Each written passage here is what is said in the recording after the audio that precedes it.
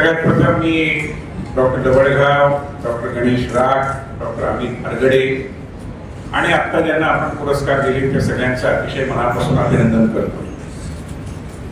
असे हे पुरस्कार माणसाला एक प्रकारे अधिक चांगलं काम करण्यासाठी प्रेरणा देतात आणि त्यातून समाज जीवनालाही अधिक बळकटी येते, संस्था जीवनही अधिक पोषित होतं. आणि आता मी बघितलं की ज्यांना तांत्रिकदृष्ट्या आपण शिक्षकेतर कर्मचारी असं मानतो त्यांच्या सत्काराच्या वेळी देखील विद्यार्थ्यांचा उत्साह अतिशय उल्लेखनीय होता. आणि हे फार महत्वाचं आहे, कारण संस्था चालवणारे केवळ संस्थेचे अध्यक्ष किंवा निर्वाचित पदाधिकारी नसतात, तर ते संस्था जीवन विकसित करण्यामध्ये शिक्षकांचा आणि शिक्षकेतर कर्मचाऱ्यांचा देखील अतिशय महत्वाचा वाटा असतो.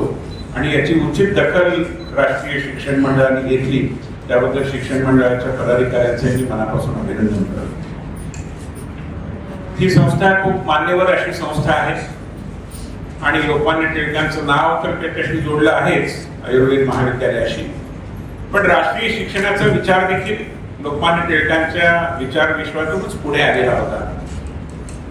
म्हणजे त्या काळाकडे जर आपण बघितलं तर लक्षात येतं की लोकमान्य टिळक असो, महात्मा गांधी असो, डॉक्टर बाबासाहेब आंबेडकर असो किंवा स्वातंत्र्यवीर सावरकर असो, या चौघांमध्ये ज्या समानता आहेत त्यामध्ये या चौघांनी शिक्षणाच्या क्षेत्रातलं काही मूलभूत चिंतन मांडलं, शिक्षण संस्था स्थापन केल्या, हे देखील आपल्याला निश्चितपणाने लक्षात घ्यावं लागेल. आणि त्यामुळे असा राष्ट्रीय शिक्षणाचा दृष्टिकोन ज्यांनी बाळगला आणि त्या अनुषंगाने आयुर्वेद शिक्षणाच्या क्षेत्रामध्ये मोलाची कामगिरी थोडी नाही तर 93 वर्ष अविरतपणे केली, अशा सर्व द्रष्ट्या संस्था निर्मात्यांचं आणि त्या संस्थेला आज त्याच मार्गावरून पुढे घेऊन चाललेल्या या सगळ्या मान्यवरांचं मी खरोखरच मनापासून अभिनंदन करतो.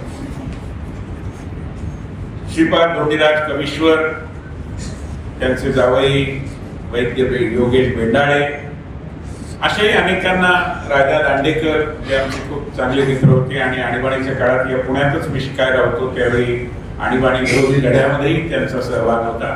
अशा अनेक मान्यवरांना आपण या महाविद्यालयातून शिक्षित प्रशिक्षित करून समाजामध्ये पाठवलं आणि त्या दृष्टीने या संस्थेची कामगिरी ही निश्चितपणाने अतिशय उल्लेखनीय आहे. आयुर्वेदाचा विषय हा आपल्या देशामध्ये विशेषतः आता ज्याला इंडियन नॉलेज सिस्टम असं म्हटलं जातं, भारतीय ज्ञान परंपरा, त्या परंपरेची खूप व्यापक चर्चा आणि केवळ एका क्षेत्रापुरती नाही तर सर्व क्षेत्रांमध्ये सुरू झाली आहे. राष्ट्रीय शैक्षणिक धोरण जे 2020 मध्ये भारत सरकारने लागू केलं त्याचा हा चांगला परिणाम आहे. पण असं राष्ट्रीय शिक्षण धोरण येण्यापूर्वी किंवा अशी भारतीय ज्ञान परंपरेची एक सर्वव्यापी चर्चा सुरू होण्यापूर्वी कितीतरी दशक आधी आयुर्वेदाच्या निमित्ताने वैद्यकीय क्षेत्रामध्ये भारतीय ज्ञान परंपरेचा दबदबा निर्माण झाला, हे आपल्याला नाकारता येणार नाही. आणि त्यामुळे भारतीय ज्ञान परंपरेची चर्चा करत असताना आयुर्वेदाला वळसा घालून पुढे जाताच येणार नाही अशी स्थिती आहे. पण आयुर्वेदाचं व्रत आहे आणि ते घेणं जेवढं कठीण आहे तेवढं निभावणं खूप कठीण आहे. तसं पाहिलं तर सगळ्याच वैद्यकीय क्षेत्रामध्ये काम करणारी मंडळी, डॉक्टर्स हे एक प्रकारे साधक आहेत आणि त्यांचं जे काम आहे ते साधने सारखं आहे. पण हा संस्कार देण्याची बहुधा सर्वाधिक ताकद ही आयुर्वेद प्रणालीमध्ये आहे. कधी कधी तर मला विषाद मनामध्ये निर्माण होतो आणि मी संसदेमध्ये एकदा आयुर्वेदाच्या संबंधातल्या एका विधेयकावर बोलताना तो मांडूनही दाखवला होता की मला हे लक्षात येत नाही की आयुर्वेदाची प्रॅक्टिस करणारी मंडळी सुद्धा, ज्याला आपण ॲलोपॅथी म्हणतो, त्याला मॉडर्न मेडिसिन असं का संबोधतात, हा माझ्या मनातला एक प्रश्न आहे. कारण एका पॅथीला ज्यावेळी तुम्ही मॉडर्न म्हणता त्यावेळी सगळ्या दुसऱ्या पॅथीज या नॉन मॉडर्न होऊ शकतात आणि हे एक व्हॅल्यू जजमेंट आहे जे देणं अतिशय चुकीचं आहे. खरं म्हणजे मी त्या विधेयकावर बोलताना असं म्हटलं होतं की आयुष विभागाने या संबंधात स्वास्थ्य म्हणजे हेल्थ मिनिस्ट्रीला असं सांगितलं पाहिजे की तुम्ही सरकारीरित्या ॲलोपॅथीला मॉडर्न मेडिसिन असं नावाविधान देणं बंद करा, कारण तसं करणं हे अन्य सर्व ज्या काही औषध प्रणाली आहेत त्यामध्ये सिद्ध पण आहे, इतरही आहेत, या सर्व प्रणालींवर ते अन्यायकारक आहे.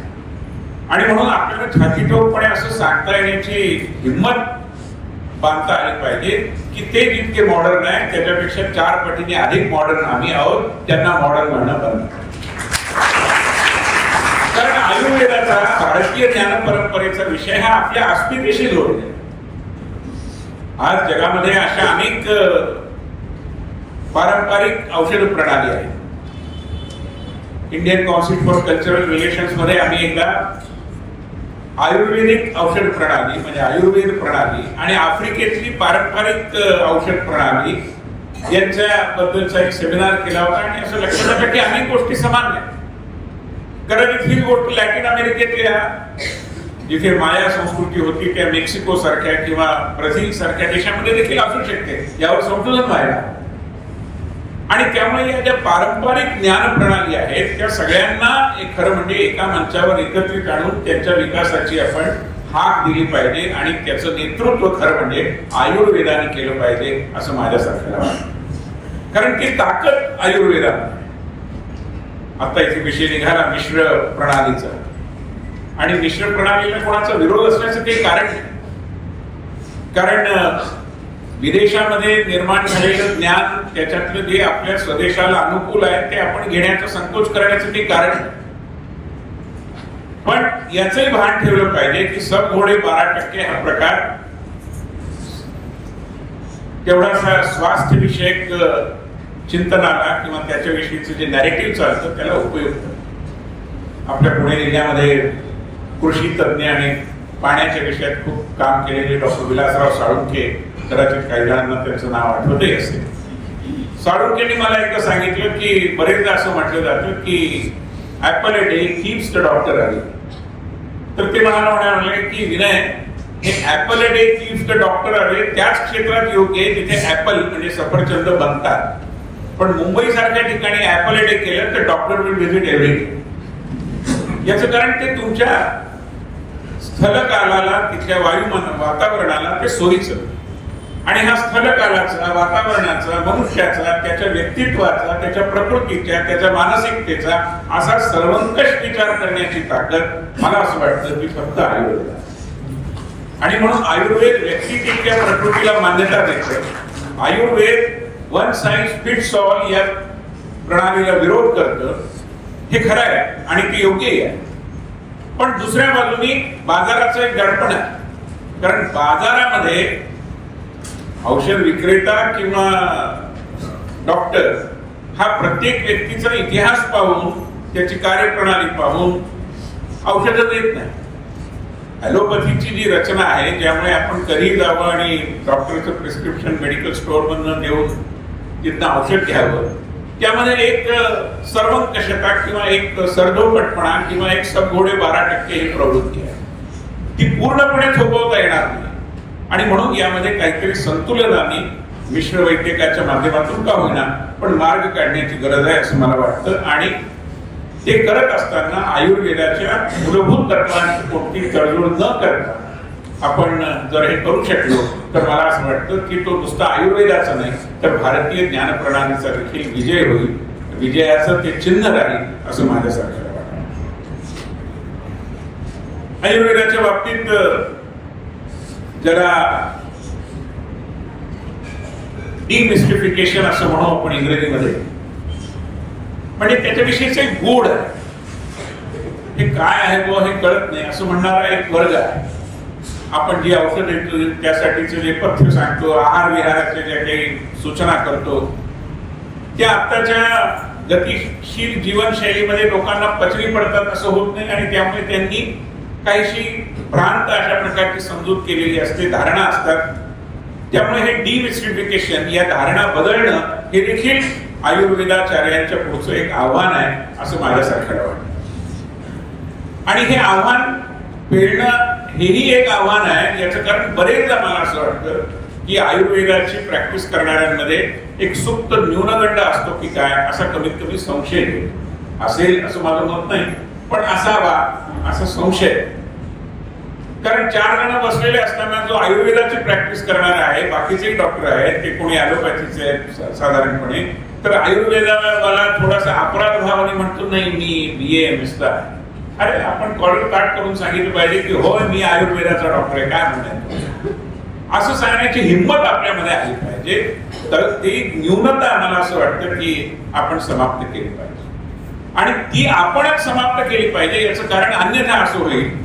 मध्यंतरी मी बर्लिनमध्ये एका हॉस्पिटलमध्ये जिथे आयुर्वेदाचे उपचार दिले जातात तिथे गेलो आणि कदाचित मला माहिती नाही आपल्या महाविद्यालयात किंवा भारतात कुठे होतं का नाही, पण तिथे संगीतावर आधारित उपचाराची पद्धत ज्याचा मूळ स्त्रोत आयुर्वेद आहे तो त्यांनी मला दाखवला आणि एका पलंगावर त्यांनी मला झोपायला सांगितलं. त्या पलंगाच्या खाली आपल्या तंबोऱ्याच्या किंवा विणेच्या तारा असतात तशा तारा होत्या. त्या तारा झंकारून त्यांनी काही संवेदना निर्माण केल्या. त्यांचं असं म्हणणं आहे की हे शरीराच्या व्याधीमुक्ती करता अत्यंत उपयुक्त आहे. मला माहिती नाही, म्हणजे अशी वेळ न येवो की उद्या आयुर्वेदच आपल्याला आयात करावा लागेल आणि ती वेळ यायची नसेल तर ही न्यूनता मनातनं काढून टाकून आपण अत्यंत हिमतीने आत्मविश्वासाने जगाला एक प्रकारे प्रखरपणे स्पष्टपणे सांगितलं पाहिजे की आयुर्वेद ही आमची अत्यंत मौल्यवान अशी ज्ञान प्रणाली आहे आणि तिच्या बाबतीत आम्ही कोणती तडजोड करणार. बरेचदा वैद्यकीय क्षेत्रामध्ये लॅन्सेट नावाच्या नियतकालिकाचा उल्लेख होतो. अमुक अमुक हे आले हे कशावरून, तर ते म्हणे लॅन्सेट मध्ये प्रकाशित झाले. आता आयुर्वेदावरच्या संशोधनाला लॅन्सेट मान्यता देते का नाही मला माहिती नाही, पण आपली हिंमत अशी असायला हवी असं माझ्या सरकारला वाटतं की आम्ही आयुर्वेदाचं एक लॅन्सेट निर्माण करू, त्या लॅन्सेटची काम म्हणून परवा करा आणि अशा हिमतीनेच आपल्याला ही ज्ञानप्रणाली नुसती जिवंत नाही तर ती वर्धिष्णू होण्याच्या दिशेने काही ना काही मार्गक्रमण करता येईल असं मला वाटतं. आपल्या महाविद्यालयाशी संबंधित असे अनेक जण आहेत आणि नशामुक्तीच्या क्षेत्रात आमचे डॉक्टर काम करतात. मला असं वाटतं की हा एक समाजामधल्या बदलत्या जीवनशैलीतून निर्माण झालेला एक प्रश्न आहे, त्यावरही आयुर्वेदामध्ये निश्चितपणाने काही ना काही असेल. अशाही वेगवेगळ्या दालनांमध्ये आयुर्वेदाचा जेवढा प्रभावी संचार होईल तेवढी आयुर्वेदाची उपयुक्तता समाजाच्या घरी उतरवणं मला असं वाटतं की अधिक प्रभावी पद्धतीने आपल्याला करता येईल. आणखी एक शेवटचा मुद्दा तो म्हणजे फॅमिली डॉक्टर नावाच्या यंत्रणेचा. आज समाजामध्ये प्रत्येक माणूस एकटा आहे, घरामध्ये सुद्धा एकटीच लोक आहेत. त्यांचं कुटुंब नावाचं जे काही जीवन आहे त्याला थोडीशी कसर लागण्यासारखी स्थिती आहे. अशा स्थितीमध्ये परिवार वैद्यकीय किंवा फॅमिली डॉक्टर ही यंत्रणा अधिक मजबूत करण्याकरता, ती स्थापित करण्याकरता आयुर्वेदाचार्यांनी पुढाकार घेणं हे मला असं वाटतं की संयुक्तिक.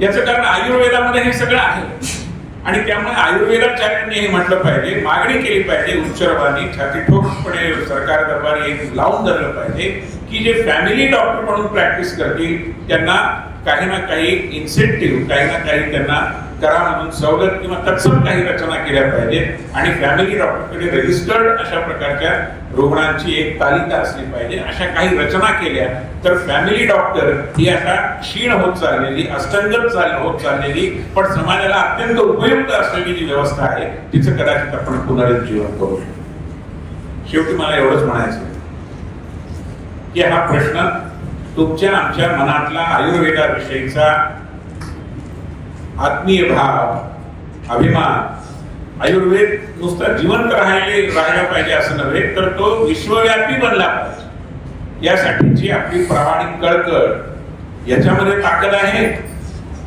का? आम्ही काय करणार बाबा, समाजात हे असंच चालतं, लोकांना तसंच लागतं असं म्हणून बाजार प्रणाली पुढे आपण शरण जाणार याच्यातला हा संघर्ष.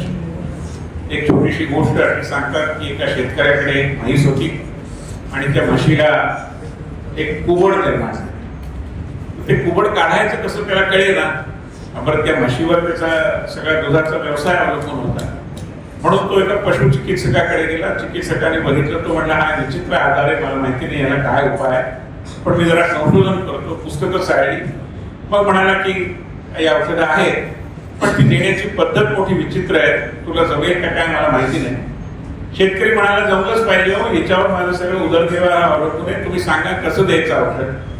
तर त्यांनी त्या गोळ्या तयार केल्या, पण म्हणाला की हे औषध देताना एक काळजी घ्यावी लागते की म्हैस रवंथ करत करत तिच्या घशातून गळ्यातून पोटामध्ये गठरामध्ये जाईल तर त्याचा काही उपयोग होणार नाही.